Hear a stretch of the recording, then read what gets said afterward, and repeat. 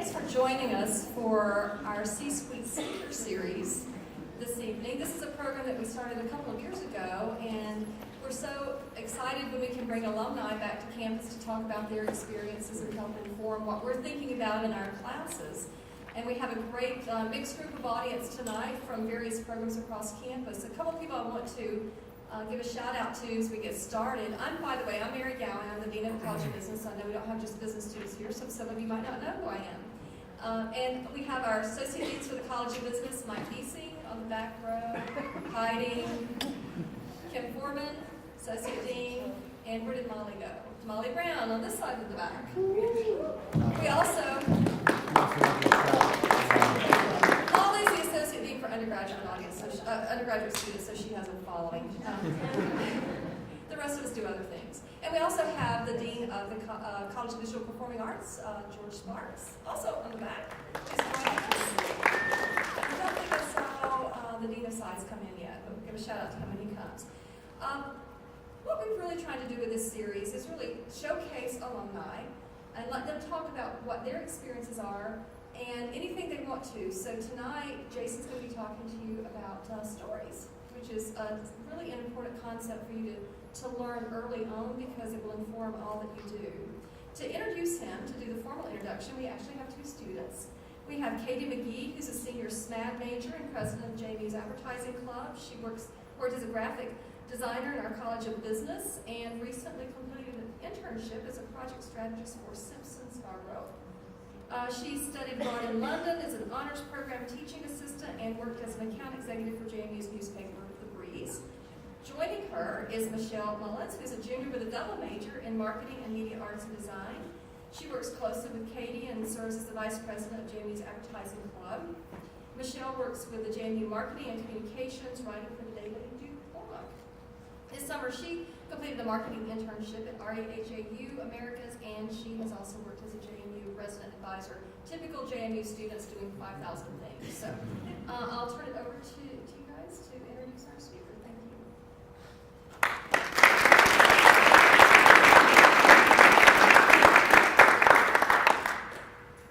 Thank you, Dean Gowan, for your kind introduction and for hosting this exciting event. Again, I'm Katie McGee. And I'm Michelle Mullins. Tonight, we are pleased to welcome Jason Harris as our very special guest at James Madison University. Jason graduated from JMU in 1993 as an economics major.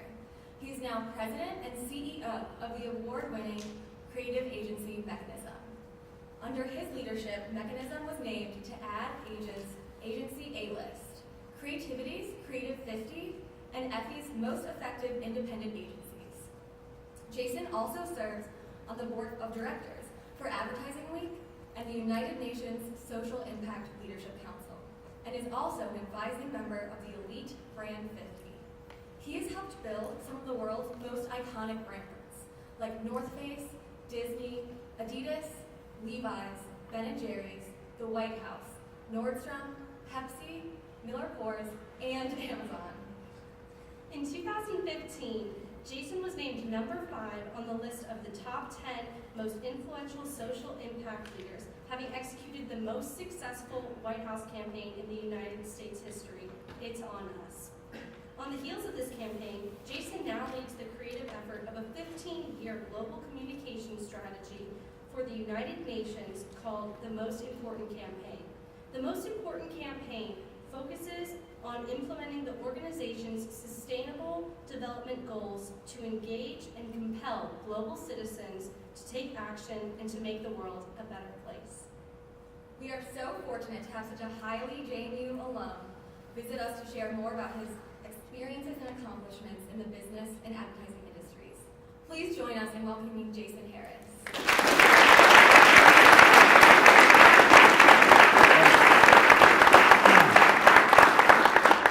Thanks for the introduction. That was awesome. My parents are here. They didn't think I was going to graduate. I graduated. They said some nice things about me. They have no idea what I do for a living, so they wanted to come and hear about it. But I graduated in '93, and I actually have not been back on campus since I graduated. So this is my first time back, so it's awesome. Thank you, everyone, for coming.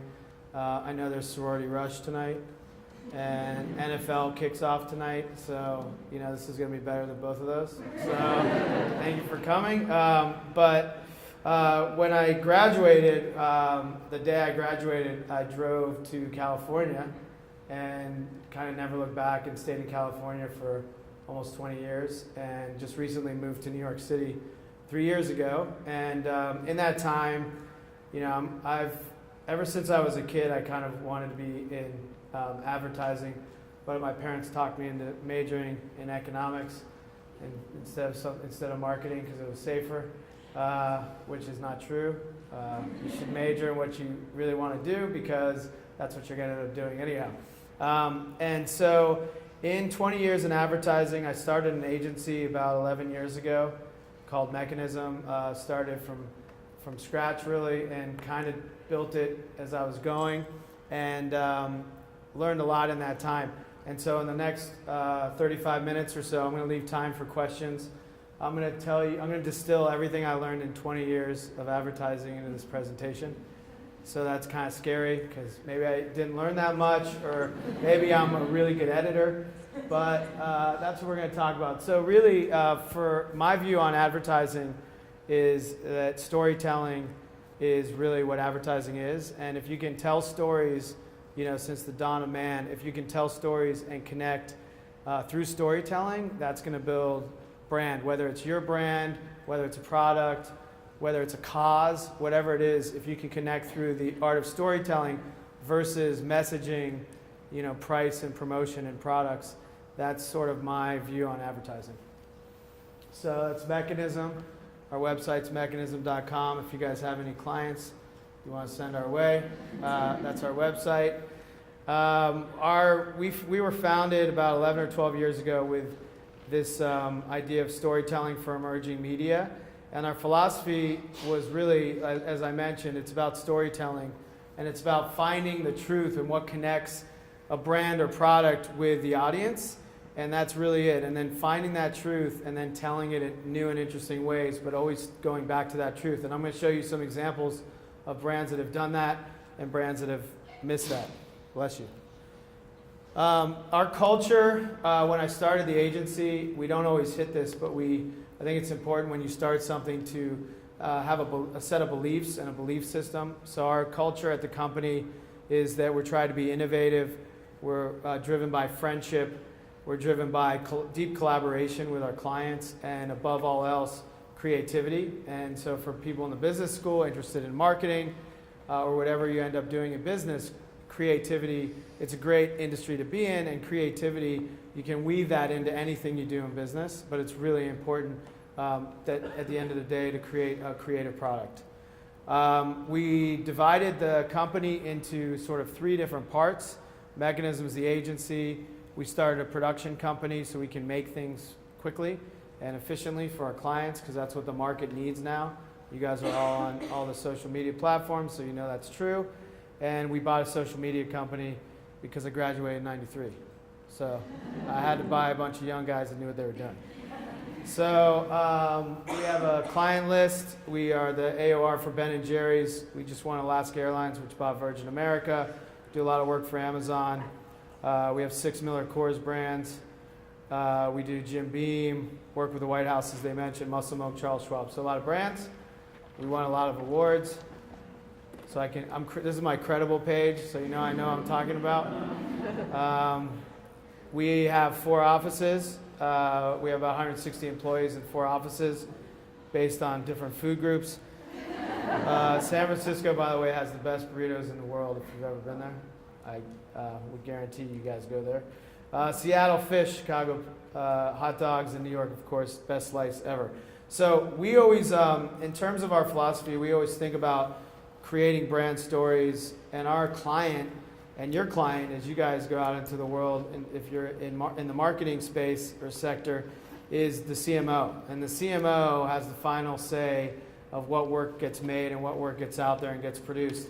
So I always try to think about, from the CMO's perspective, what's going to make them buy something and what do they have to face. And being a CMO is not very easy. They're getting a lot of input and pressure from every direction. Every dollar they spend in marketing and advertising, they have to prove that it works. They have to keep up with technology and new media options. You know, the CEO is going to go by their office and say, "What's your strategy on Tinder?" You know, or like, what are you going to do on Snapchat? And the CMO has no idea. So it's very challenging with all the platforms today that they have to have an answer on what's going to work for them. And then they have to manage agencies. So there's a lead agency. We would typically be a lead agency. There's a PR agency, promotions agency, internal HR company that they have to work with. So there's a lot of agencies that a CMO would have to manage. So that's challenging. And then there's what we call the attention war. So in a digital minute, this is what, while I'm talking, this is everything they're competing against. 70,000 hours of Netflix, a lot of emails being sent, 1,400 people getting picked up in Uber, Snapchat, 500 plus photos shared. Amazon's making $200,000 right now while I'm talking. They should pay us more. I've used that joke a lot. Tweets are still happening. Instagram. You guys could Instagram this. Tinder swipes are happening right now in this audience, I bet. 970,000, right, left. Spotify hours, Google searches. People are still on Vine. I don't know, is that true? You guys still on Vine? I don't think that ever took off. 3 million video views. WhatsApp's huge, messages being sent on WhatsApp. So you get the point. The point is that from a CMO and from an advertising perspective, you're not just competing with brands in your space, you're competing with all of this. So this is what we call the attention war. So to get your audience to care, it's very challenging. And so this is a Harvard business study that came out. It's very depressing. But most people couldn't care less if 80% of brands out there disappeared tomorrow. 84% of millennials don't trust advertising. Fewer than 1 in 10 ads are seen as different. So not only do they have to manage all these agencies, think about all these platforms, it's hard to get the work to even work. This is a cartoon that I always like to use as an example. It's a pickle relish company. Random, I know. But this is like the CEO talking to the CMO. And the CEO this is inside the mind of their pickle relish consumer. And they're thinking about their husband or their career or their dog Fifi or going on vacation. And the brand person goes, "I don't see our brand of pickle relish anywhere in the mind of our consumer." And the CEO's like, "Well, this is a brand loyalist." So the marketing department's thinking that the brand is like top of mind for the audience, when really it's sort of not even in the consideration. So the point of storytelling for us is that we can't interrupt what people are interested in. We have to start to become what people are interested in and create entertainment, not just messaging and advertising. So telling stories is really important. And now that we're in the digital age of advertising, digital doesn't really change stories, it just enhances them. So this is a quote that I like to use from Peter Guber. Do you guys know who that guy is? He's this big Hollywood CEO. And he says, "It's not the zeros and ones of the digital world, but the oohs and ahs of telling your story that create emotional impact." And I think that's just 0 ones and oohs and ahs is a clear way of explaining it. So when we think of storytelling, we go back to the 1500s. And so the client back then, this is for the Sistine Chapel, the client back then was the Pope, and the hottest agency in the land was Michelangelo. He probably charged a lot of money, premium pricing. And the product they were selling was Christianity. The brand was the Catholic Church. And they went and said, "Hey, we really want to tell the story of Genesis. How do we do that? Maybe we can paint on a wall." And he upsold them like any good agency would do. And he said, "Well, why don't we just do something that's never been done and tell this story in an amazing way and paint on the ceiling and use new dyes and pigments and paint in a new style that's never been done before." And they told a story, and it's still, today, an amazing piece of storytelling that tells the rise and fall of man, salvation, etc. But it's about storytelling where the product is Christianity and the client's the Pope. In the 70s, when I was growing up in the 70s and 80s, I loved Kiss. I'd buy all their albums, And the reason why is because they built a brand. So they built the mythology around the Star Child and do you guys know Kiss? Yeah? Okay. All right. I know they're like super ancient now. The spaceman, the cat, the demon. But they were a really crappy band. So they were this really crappy band. And they weren't getting any traction. So they were like, well, let's make up a mythology and create a story and we'll create these characters. And when they did, and they created a look, this is actually, I saw Kiss in concert a bunch of times. I'd buy all the products they had. And this is what they would sound like.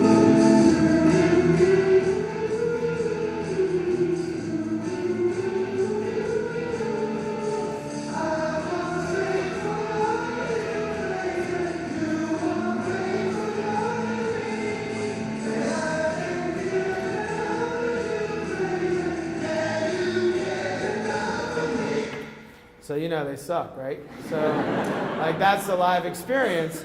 But because they created story, they were able to sell all this. And they never had a #1 hit, but they sold more than almost any other band on the planet. Because they thought of storytelling first, and what they were trying to do in terms of storytelling and sell something versus just play music. So the problem, so these are basically the 3 things I've learned in 20 years. So the problem with most brands is that they don't know their story, or they frequently change their story. So a new CMO or marketing person will come in, and the first thing they'll do is fire the agency, create a whole new tagline and brand campaign, and start over. And then they're starting from scratch. So they don't know their story, they change their story, or they want to control their story and not involve the audience with the brand. So how do you tell a compelling story that thrives today? It's pretty simple. Find your story, and the story has to be true. Stick to it. Be consistent. Media and technology are a means, but they're not the answer. And then you have to involve your audience. So those are the 3 things that I always try to present when we work on all those brands. And clients, we try to present these 3 things to clients. And sometimes if we're working on a brand that we just won or we're taking over, we don't just scrap whatever they did. We might think about how to enhance it or do it a little bit differently. So number 1, find your story. So I'm going to break these 3 things down with some examples. So when we think about storytelling, we find stories in this way. We find what is the business truth that the company has to offer. What is it about the product that they have to offer? What is it that's happening in culture at this time right now that makes them relevant? And then what is the human truth? How are they going to connect with the audience that they're trying to sell their product to? And this is like, that game Simon? This is like our Simon thing. In the middle of that is the story. And if you land that story, because a lot of brands might come to us and their story's not working, or it might be a startup company that needs to define their story. So when you have to develop your story, this is how we do it. This is an example, which was a white bar of soap. I can't think of anything more boring to advertise or talk about. But Dove used to be just a white bar of soap that was very generic. And 10 years ago, in 2006, they interviewed 3,000 women, and they found that only 2% of these women would say that they were beautiful. So they were like, aha, there's an insight there. There's a huge audience of women that don't think they're beautiful because of the way marketing and advertising might be talking to women. So we're going to come up with this idea of Real Beauty.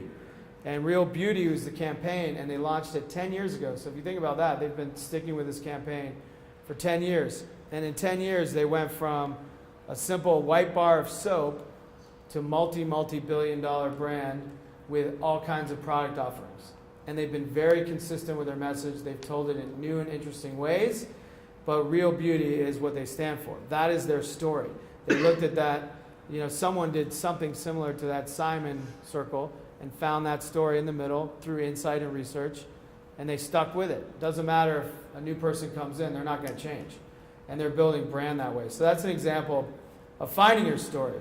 This is an example where it went wrong at first. So this is a guy that works in my office worked on this account. This is Toyota in Australia. And they were coming out with a new Camry, and they were targeting men, and it was, Camry is just like a whatever car. Every Uber driver has one. But they were making a model that was more powerful. So it was talking to men about, oh, this is a more powerful car, so you should buy this Toyota. And so this is the ad they did.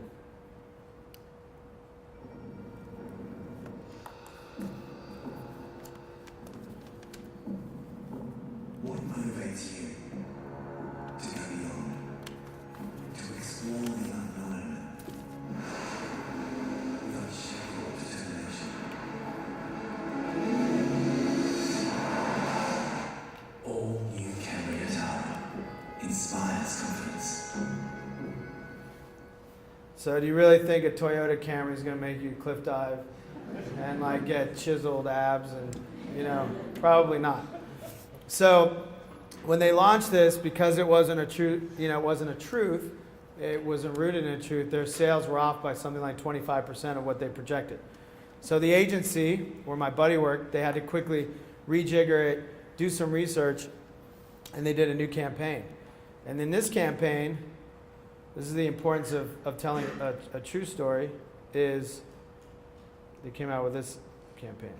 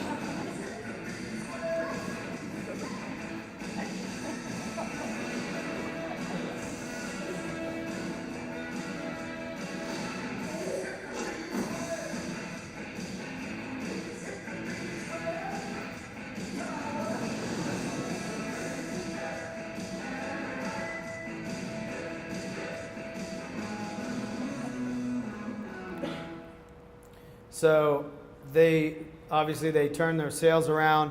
There was some measurement that a car I'd be proud to own, the brand health metrics lifted, and the idea was then their story there in that market became the story of the dad, and it was this idea of calling all heroes, and it was rooted in a truth. It wasn't rooted in cliff diving, cheesy example. So that's an example of finding your story. And then the second point we always talk about is sticking with your story. So you have to stay consistent, but you also have to know how to evolve. This is an example of one brand, but it looks very disjointed. You're not sure what brand it is. And so obviously Nike's a layup example because they're best brand in the history of creating brands in the world, I would say. But they launched Just Do It. They stuck with it. They've told that story in numerous and interesting ways. And if you look at the bottom, this is Reebok, and you can almost trace when a new CMO came in or a new marketing department came in, they were chasing something. And they pretty much make the same products, albeit Nike has better design, but they make similar products. They do similar sponsorships. But from the 80s, You Be You, to Life is Short, Play Hard, I Am What I Am, let's pay 50 Cent a bunch of money because everybody likes him at the time.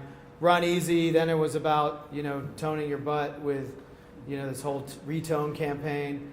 Then Live with Fire. Now Spartan races are really big, so they're, cornering the market on that.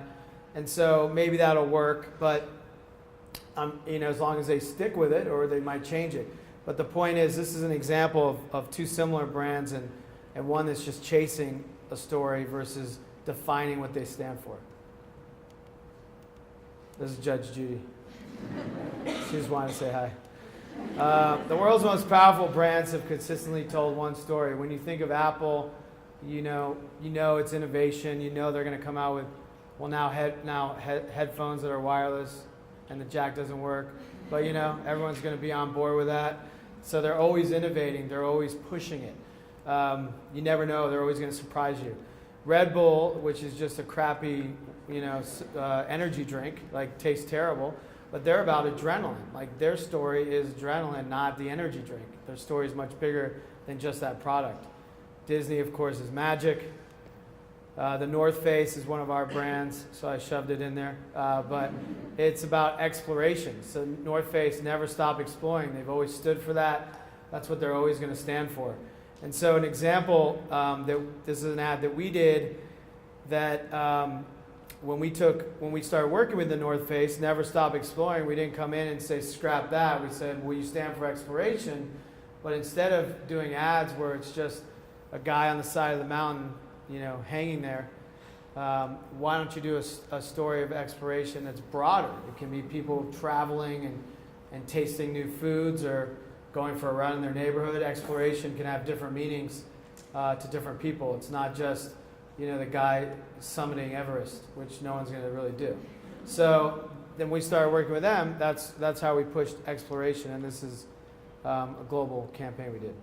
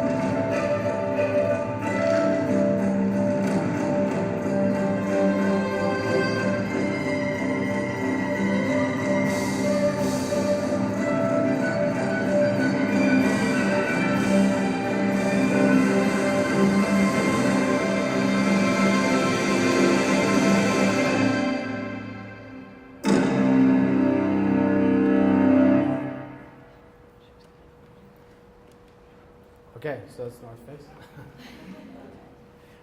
So we evolved the narrative, but we, again, stayed true to the core story. So we're in the staying consistent part. So media is the means, but not the goal. You can leverage new technology, but new technology shouldn't be the story. So, I gave the Sistine Chapel example, where the technology at the time was perspective and using new pigments and dyes to do painting. This is, I don't know why, I just like this. Has nothing to do with anything. I just always like playing it. It's real fun, I guess that's a new technology today. It would be a GIF.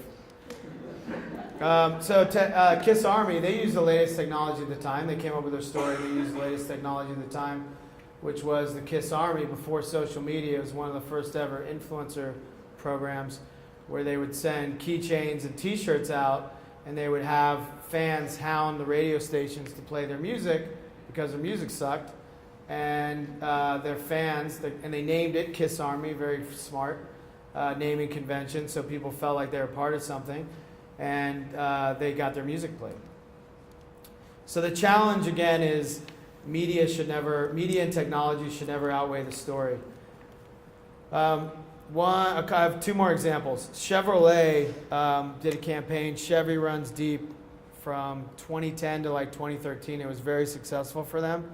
A new person came in, they changed their story into Find New Roads, and they came out with, I thought Chevy Runs Deep was strong, personally, and then they came out with Find New Roads, and then they were trying to be on top of the latest trend, and so they did a press release that was only done in emojis, and people just bagged on the whole thing.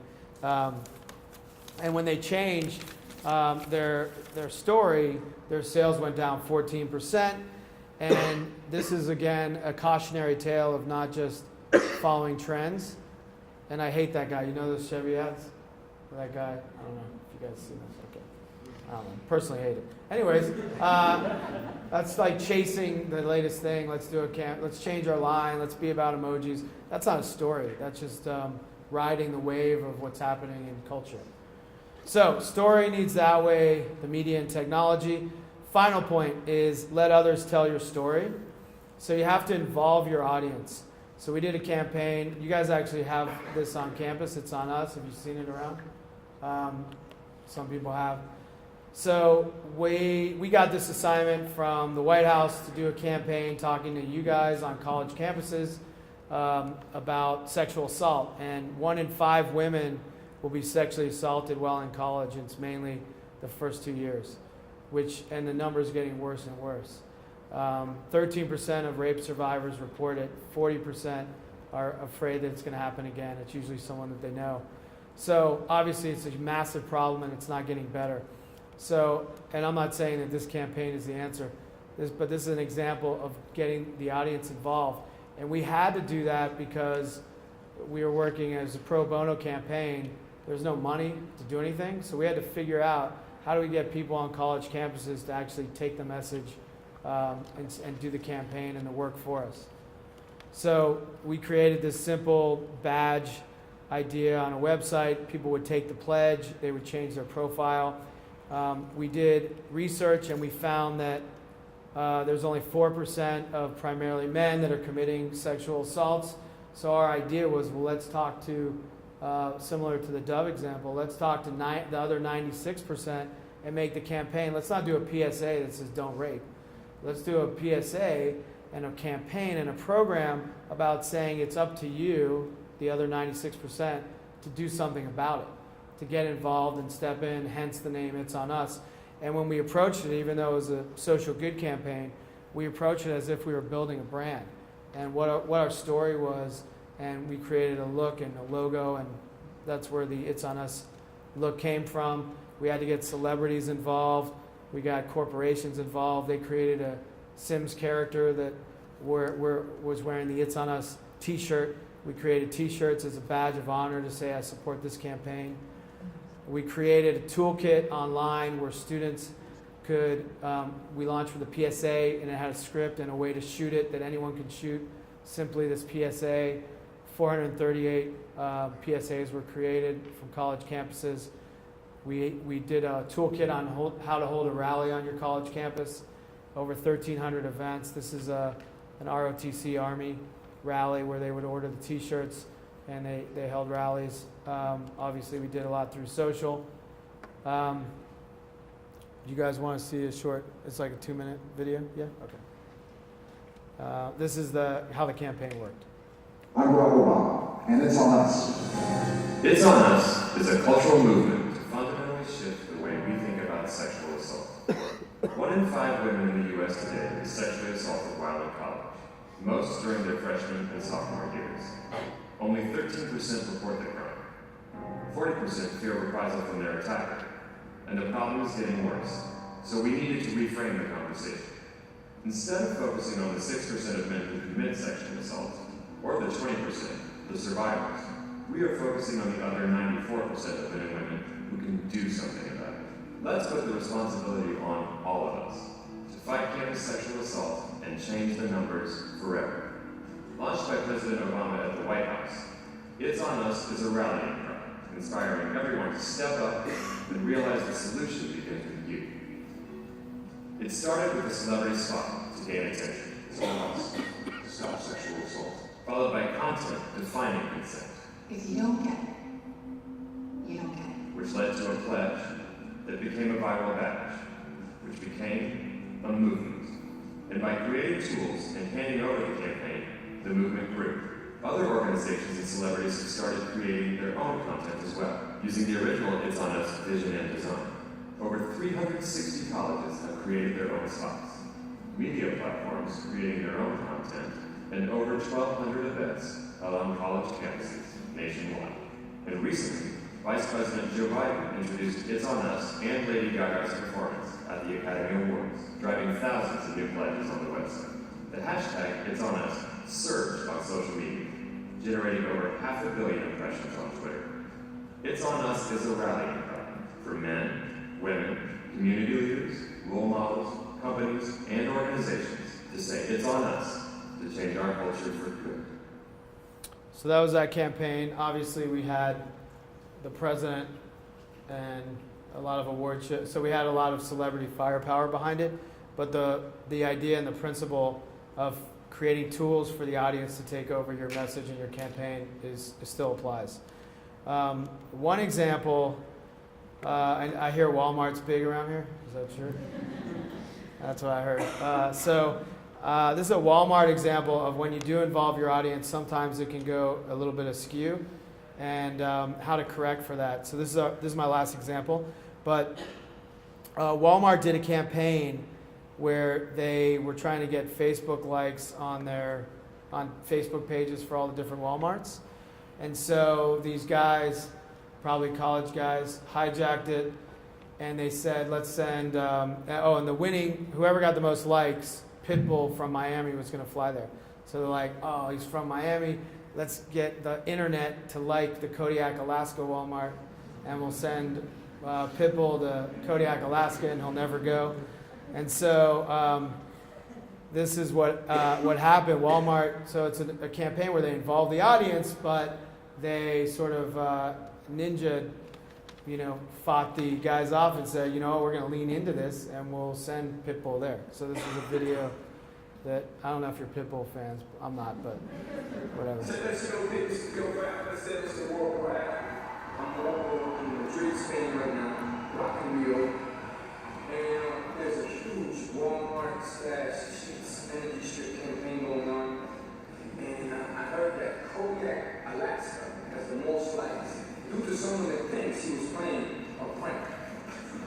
I said, okay, great, this sounds pretty good. But you understand that I would go anywhere in the world for my fans.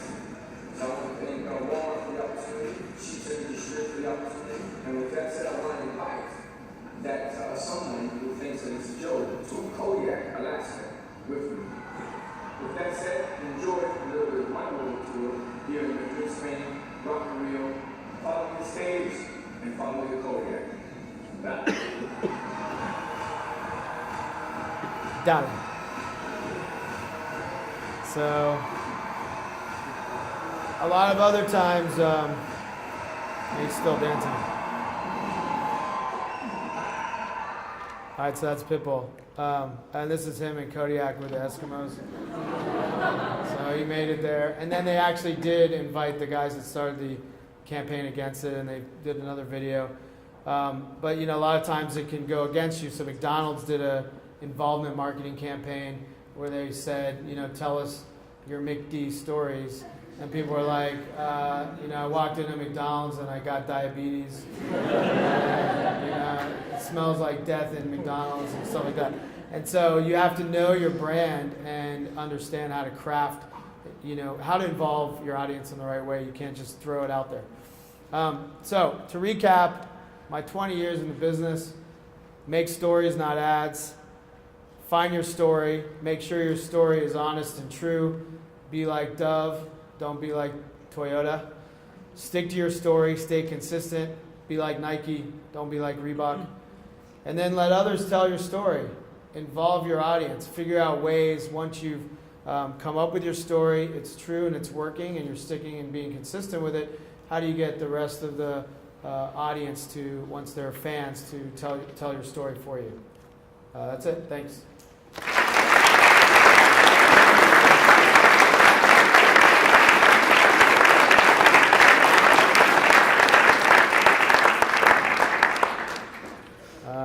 Should we take questions?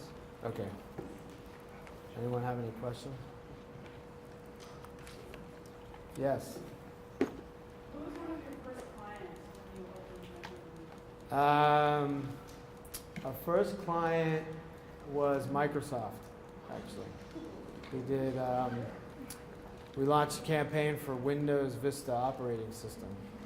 It wasn't very good, but that was our first client. They were trying to talk to a younger audience, so they came to us and we worked on them. Any other questions? Yeah. How do you know you wanted to start your own marketing agency? What helped that? Well, I started a production company beforehand, and I thought I wanted to get. I'd been in advertising for a while, and I wanted to do something different, so I started a production company, and it was sort of trudging along, and these other guys had a digital company, and I had this production company, and we kind of decided to just merge them together. But I just, I don't know, I just kind of always wanted to and waited for the right time. Not a great answer. And I was like young and, didn't have too many responsibilities, so it was easy to do at the time. Easier to do. Any other questions? Yes? What was something that surprised you over your years of That's a good question. I mean, there's a lot that surprised me.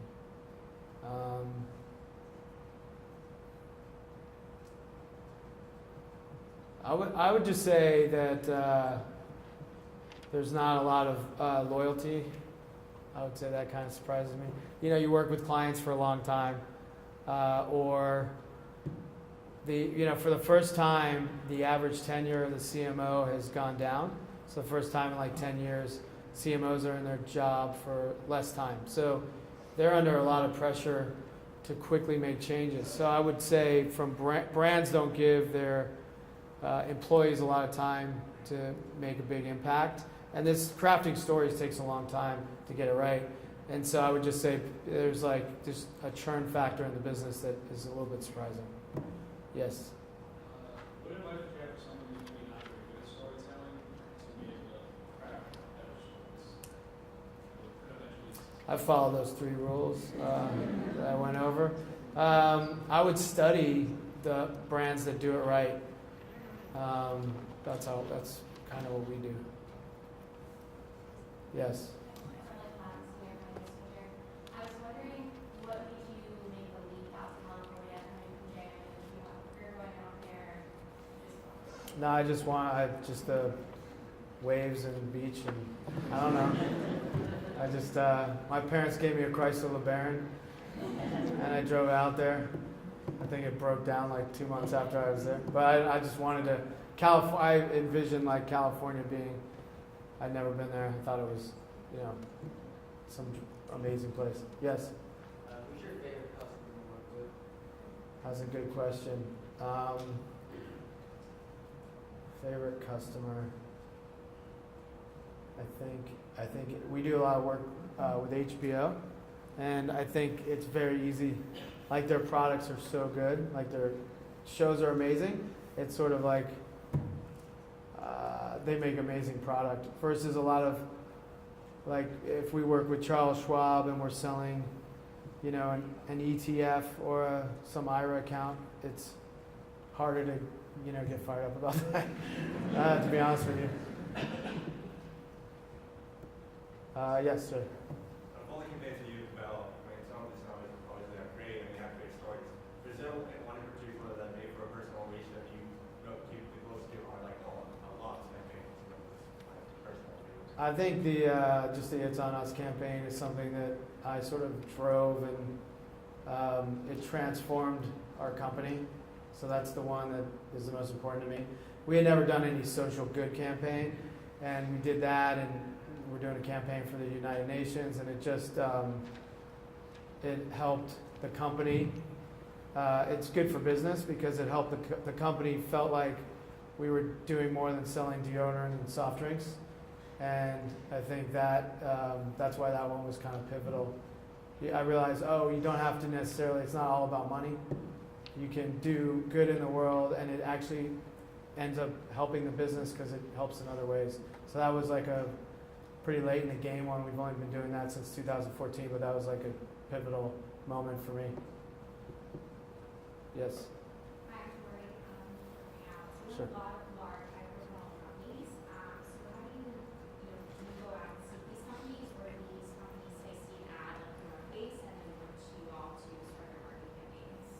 So in the business, they have search consultants, and search consultants will, someone will come to them and say, we're looking for a new agency, and the search consultant, like we're working on Lowe's Hotels right now, and the search consultant will find 6 agencies, introduce them to the client, and then it's like a bake-off, who has the best idea, and then you win the account. So that's a lot of how we get it.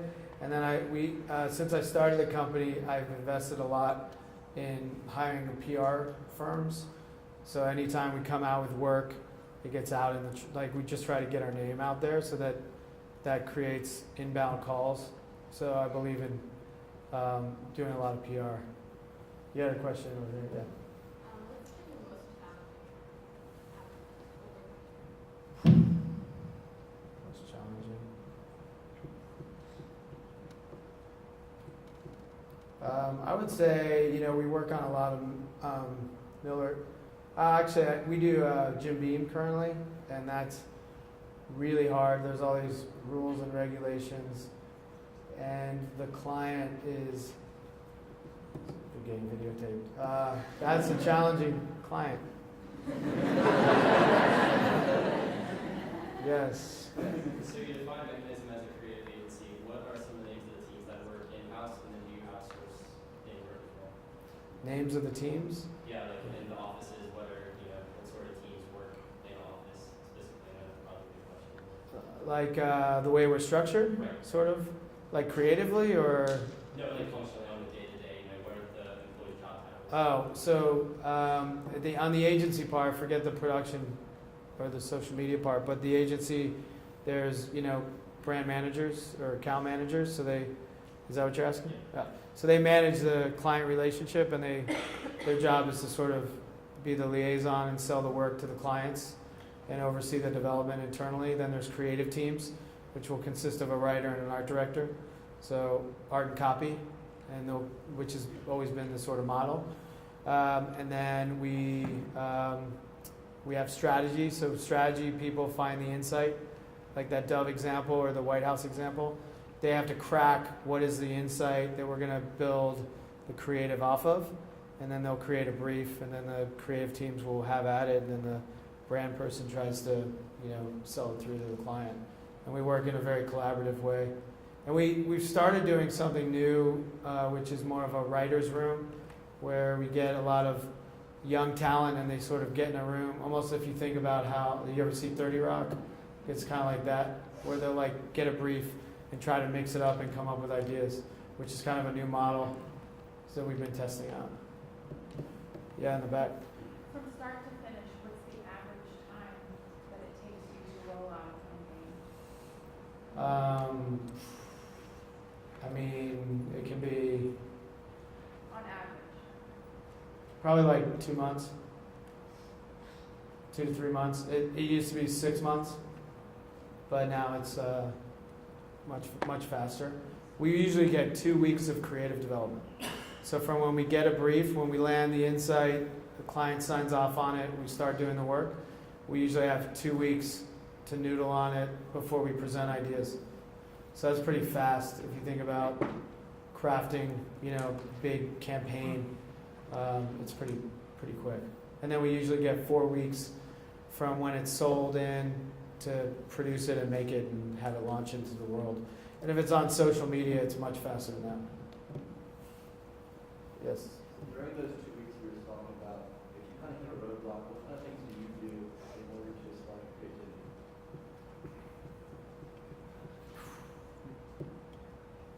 Bring in new people. A lot of times if we're not getting it, we switch up teams. So we have 4 offices, so we'll get like a new team from a different office to take a crack at it. But and you kind of know when you're going into the meeting if you're armed and dangerous, or if you're like, oh man, we just don't quite have it. You kind of try to avoid that, but it can happen when you're working on a lot of accounts across a lot of offices. So a lot of times you just need fresh thinking, someone who's going to come at it from a different viewpoint. But it's hard because your product is ideas, like you're selling ideas, and ideas are very subjective if they're good or not. There's a question in the back over there. Yeah. What was your most influential experience at JMU that helped lead you down your career path? I would say today has been. That is a good question. Most influential. I should have a good answer for this. I know.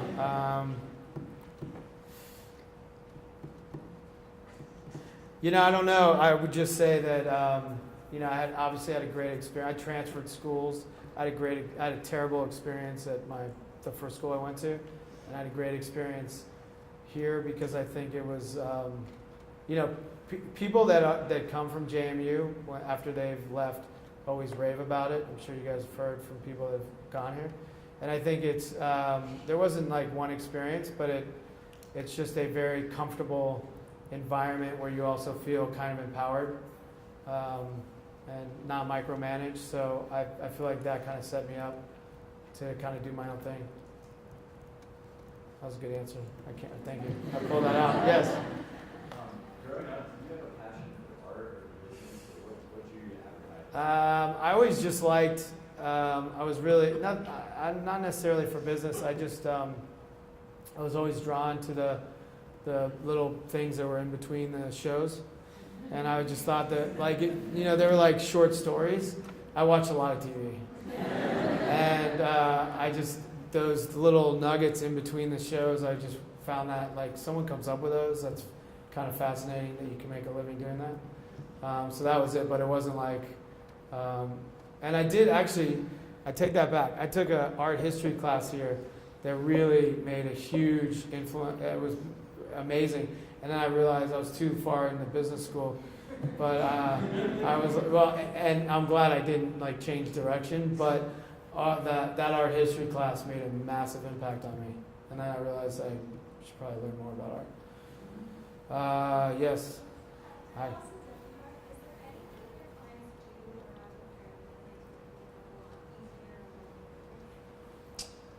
I don't. That's a good question. I would just say that there's a theory like garbage in, garbage out, which is if a client gives you a really bad assignment, the work that you're going to make comes out really bad. And so good clients they brief you in a way that leads to good work. So they direct you. You can say that about anything really, but like clear direction makes the biggest difference. Yeah, sure. Yes. Aside from sales, are there any other ways you evaluate success in the There are a lot of they have a lot of measurement tools like brand affinity, obviously awareness of the brand. So there's a lot of other tools that aren't just sales numbers. But at the end of the day, the CMO and the CEO get bonused based on, we're in America. And in America, it's about shareholders, and if you're not growing, you're shrinking. So it's still all about numbers, even if you do an awesome campaign. Oh, the other thing I wanted to say about the consistent story is, the Most Interesting Man in the World campaign, which is amazing. The new CMO came in, they killed the whole campaign, and they're launching a brand new campaign, which I think is like the dumbest thing in the world. That didn't answer your question. I just remember it. Yes. How do you go about finding clients? I mean, do you look for them and they look for you, and if you stolen a client? No, we don't really try. We try not to do that, but a lot of times, like I said, search consultants and PR are kind of the two primary ways to do it. And when you're starting out, you just kind of take anything that you can get. And then you get a little more selective as you get. I don't know. Okay. Yes, you, sir.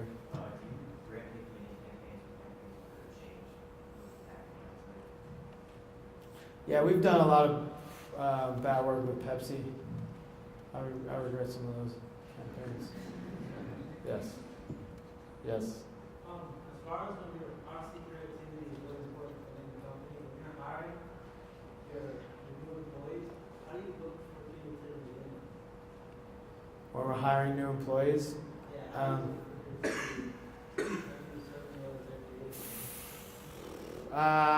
We have a pretty rigorous interview process, but it's what's on paper, like what their resume is, and then it's really about cultural fit. That's really what it comes down to. Like we have people, like 10 or 12 people will interview someone that we're thinking about hiring, and if it's really about chemistry and cultural fit, versus, and sometimes we'll give them like a test assignment, also.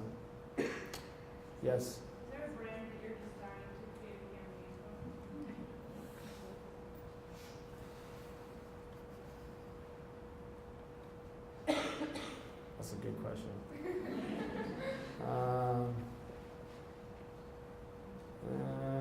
I kind of like Under Armour right now. That'd be a good one. I think they came kind of from nowhere. BMW. I'd love to do a BMW. BMW is a good example of, I actually know the guy that created the line, the Ultimate Driving Machine, and that's a good example. I think it was in the early 70s, but it's a good example. No, maybe it was a little bit later, but they've stuck with that line. That's really what they values in their company. I've been to their offices. They sort of hold that up. It's what they build their cars to, their product, their stories. So that's a great example of a real consistent brand. Yes. From your perspective, like, is there a business you would like to start in the market now, or what would you like to do? Is there a business I'd like to start? Yeah.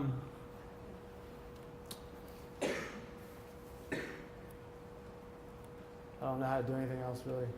So, I don't think so. That's all I know. Yes. Any tips for the students that are looking to work for an agency one day to tell their story? Should be in a resume format? Oh, I see what you're saying. Yeah, video would be good. I think I will say the power of internships is very, very important. So before you get out of school, at least try to have one agency experience or a design shop or whatever field you're in. Work at one place, because you always, even if it's an internship for a couple months, that makes a huge difference. Just having any experience makes a big difference. That's probably the most important thing. Okay. Thanks. Thank you. A lot of questions. Thank you, Jason. Sure. Thank you for sharing your insights about storytelling in the advertising industry. It was so beneficial to me and everyone here. Thank you to everyone who came out tonight. I hope you benefited from this talk as much as I did. There's going to be a reception in the ballroom next door, so please join us for some food and drink. So thank you, and good night. Thanks.